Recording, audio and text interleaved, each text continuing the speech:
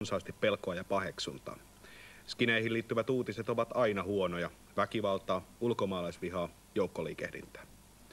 Huolta on lisännyt myös ilmiön myyttisyys. Skinit eivät ole elämäntapaansa ja tekojaan julkisuudessa selitelleet.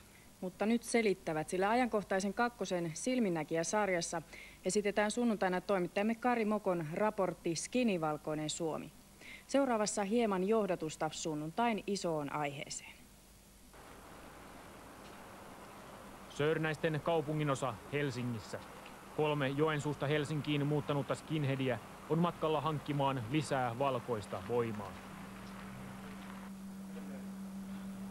Ei täällä Helsingissä pahemmin jätkät käynyt edes salilla, mutta sitten kun me muutettiin tänne, ruvettiin itse käymään, niin jätkät lähti mukaan ja sai siitä sitä innostusta. Ja kun puntti on tullut kehi mukaan tähän hommaan, niin entistä vähemmän on alkanut meillä enää uhkailla ja tälleen. Sekin on jäänyt vähemmän se suusoitto tuolla, kun liikutaan, vaikka liikutakin pienemmissä porukassa. Rekon, Eetun ja Allun kaltaisia pahamaineisia skinejä on Helsingissä 100 kunta ja koko maassa lähes 1000. No skinitouhut alkoi joskus 92. Sitten tuli nämä skinivaatteet enemmän mukaan ja vaatetus ja sitten tämä tukka lähti lopullisesti.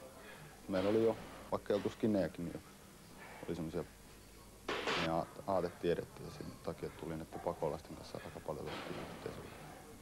Sehän joukkotappelu. Siitä se sitten lähti. Yleisimmin skineihin liitettävät määritelmät ovat väkivaltaisuus ja viha ulkomaalaisia kohtaan. Suomalaisen Suomen selkärankana itseään pitävät skinit perustelevat toimiaan isänmaallisuudella sekä huolella tulevaisuudesta. Punttisalilla käynti on olennainen osa pelotevaikutelman luomisessa. Ei välttämättä tukkanne 5 mustaa miestä kimppu, jotka muuten saattaisi tullakin.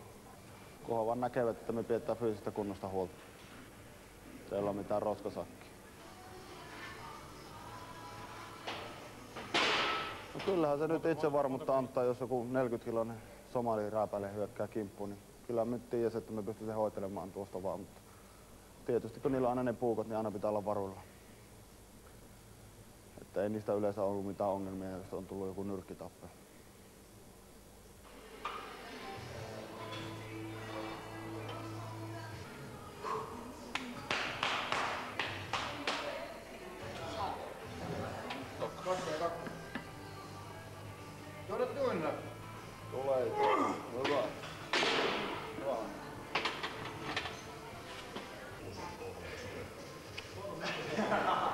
Semmoisiakin skinejä on, jotka vaan menee kaupungille tappelemaan. Sen takia on skini, että sopi tapella. Menee etsimään sitä tappelua. Vastamaan riittää. Että saako siitä nautintoa? Voiko sitä sanoa tappelemisesta? Onko se mukavaa? No joo, kyllä se joskus on mukavaa. Tiedät. Ja kyllä joskus me painitaan ihan keskenäänkin.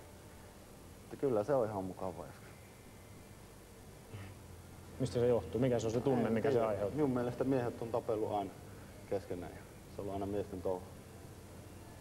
En minä ainakaan sitä niin haittaa, jos miehet välillä tappeleekin.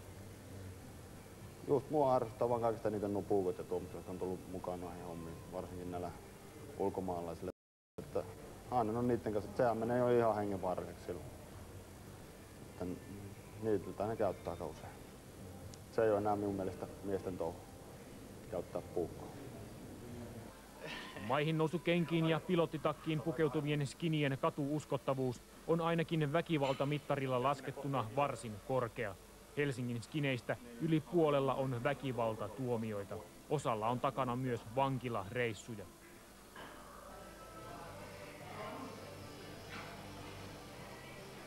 No syytteitä on kyllä jonkun verran ropissut tässä skiniuran aikana. Ja suuri osa on väkivaltarikoksia. Ja sitten on muutamia kotirauhan rikkomisia ja vahingontekoja. Ja tuomio oli aluksi ehdollisia, nyt ollut muutama ehdoton ja nyt suoritanut yhdyskuntapalvelu. Onko se kaikki ollut sen arvosta? No osa on kyllä ollut sen arvosta. En ole katunut.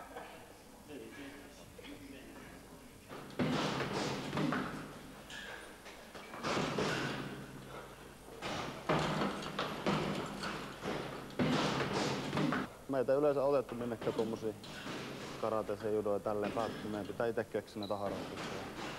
Ne on punttisali ja sählypaha. No niin, itsellenikin on käännetty ovelta takaisin. Mistä? Joensuu sanoi esimerkiksi nyrkkeilystä. Eli sen takia, että sinä olet skinny. Niin just. Mennä vaan. Nyt työnnessä on.